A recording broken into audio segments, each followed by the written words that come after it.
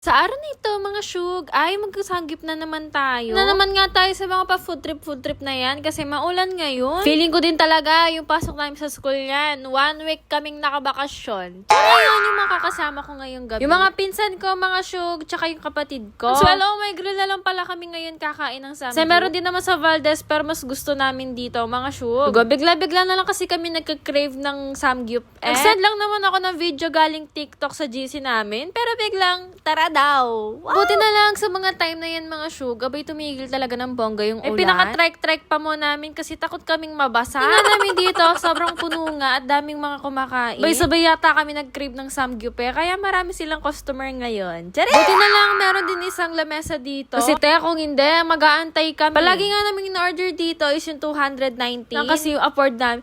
Tiyari! Kapag kasi mga sa umpisa lang kami talaga magaling sa pagsasamgyup. Tapos maya-maya, hindi na namin may maubos. Lalo na pa mo, hindi kami kompleto ngayon. Kaya niluluto lang namin dito, yung kaya naming ubusin. Nakakailang refill nga kami ng chicken dito. Pagka kumakain kami, wala kung anong magic nilalagay nila. Hindi naman yung mga side dishes na sinaserve nila dito. Kami yung saktong mga craving satisfied ka lang. Kasi tinatamad na kami mag-DIY samgyup sa bahay. Sko, ang daming ipe-prepare. Kaya dito na lang kami. Pagka kasi maulan, hindi lang kabad champorado yung kinikrave namin mga syug, pati yung mga ganito. Malapit din lang naman kasi sa amin to. Hindi pa wari namin pupuntahan. Habang inaantay nga namin maluto yung lahat ng mga pork, ito naman ako, lamon ng mga side dishes. Talagang nahilig na lang kami ng bonggong-bongga sa mga ganitong foods. Pero minsan lang yan, mga syug. This point, patapos na nga kami dyan kumain. Sobrang bilis lang. What? Mabilis lang kasi talaga kami mag-samgyup. Sabi ko nga sa inyo kanina, medyo mahina kami kumain kapag di kami complete. Niluto lang talaga namin yung kaya namin ubusin. Ako, busog na talaga ako ng bongga. Upisan ko, ano-ano iniisip niya. Sana labak klase.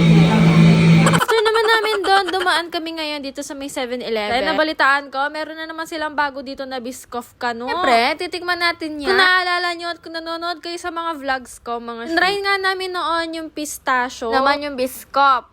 Sinasabi ko sa inyo, kapag masarap to, babalik-balikan ko siya. Kaya pagka uwi nga namin, syempre, tinikman na din nga namin yan. Meron akong gagawin na ibang video para sa mga to, mga shoe. Pero sinasabi ko sa inyo, kung magta-try nga kayo ng mga Biscoff series sa may 7-Eleven, yun na nga try yung Biscoff cake kasi yun talaga yung pinakamasarap. Ay, kung alam nyo nga yung mga nabibili natin sa mga coffee shop ng mga ganyan, mga shoe. Kasi smooth yun, tapos ito, meron siyang tinapay. Pero alam nyo, hindi nga siya smooth, ay mas bongga pa rin yung lasa na ito. Tsaka super affordable. Sana dito mawala sa ref na 7-Eleven. Sinasabi ko na sa inyo. Tsala nga yung video ko para sa reviews ko sa mga yan. Wow! Ito na nagtatapos ang ating video for today. Babu!